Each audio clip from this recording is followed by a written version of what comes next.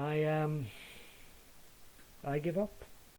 He has more videos than subscribers. He's one of the few on here without a PayPal. This isn't work. He's simply here to entertain. 11 years in a row. It's the Paul Michael DB show.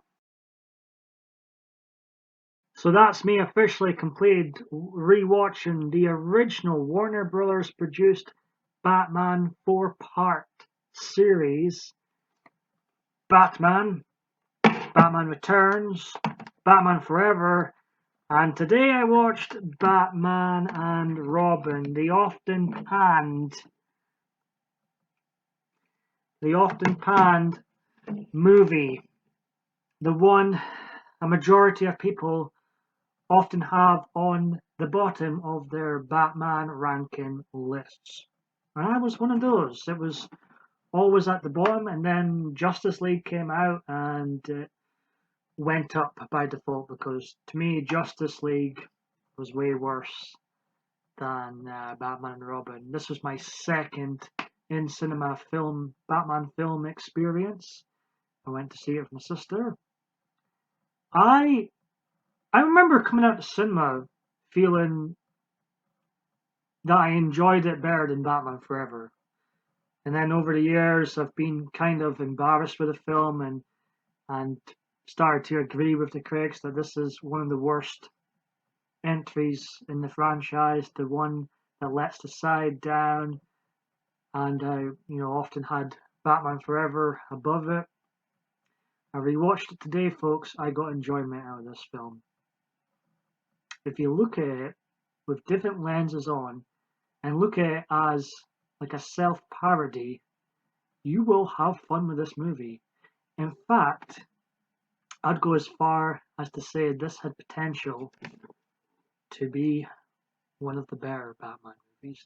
Not a great one, but there was so much going on in this movie. So many characters. I mean, look at on this VHS I got for my 10th birthday that's now nearly 23 years old. I'm really aging myself saying that. We've got Mr. Freeze, Batman and Robin, Poison Ivy, Batgirl. So much going on just on that front cover alone. But you know what? Mr. Freeze and Poison Ivy's chemistry together is way better than Two-Face and the Riddler's chemistry in the Batman Forever. Tommy Lee Jones, as far as I'm concerned, after rewatching these films again, his villain is the worst by far. And I don't think the villains are bad in this movie. It's just more a misguided movie more than anything, with too much going on. And the end does feel very anticlimactic and goes on a bit too much. George Clooney as Batman, I'd give a 6 out of 10 this time around. In fact, I enjoyed his performance as Batman more than I did Val Kilmer's performance. I really disliked Val Kilmer's performance as Bruce Wayne. Val Kilmer as Batman was pretty good when he had the Batman suit on. I feel like George Clooney as Bruce Wayne was better, and even though I will admit his Batman felt a bit awkward at times, overall package I enjoyed his performance as Bruce Wayne Batman better than Val Kilmer. Chris O'Donnell this time around as Robin. I enjoyed him this time around as Robin. I think this is his best performance as Robin. Granted, Robin is still very annoying at times. I enjoyed Chris O'Donnell's performance as Robin better than I enjoyed his performance in Batman Forever. It's kind of fun.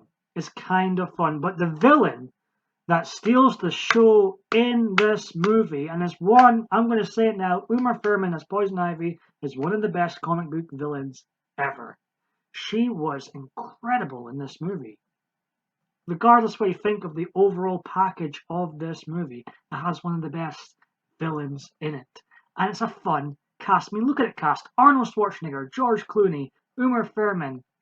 3 top actors all in this movie. So it's an incredible cast. It's just a very misguided movie, and there's too much going on. It's over the top, and you're looking at this movie like it's part of the Burton continuity, you are going to be very disappointed with this movie. But if you look at it with different lenses in, you will get enjoyment out of this movie. I had a better time watching this movie than I did Batman Forever. I struggled through Batman Forever. I can't believe I'm saying this. This usually gets 2 out of 10. I'm giving it a 6 out of 10. Next up is the Dark Knight trilogy.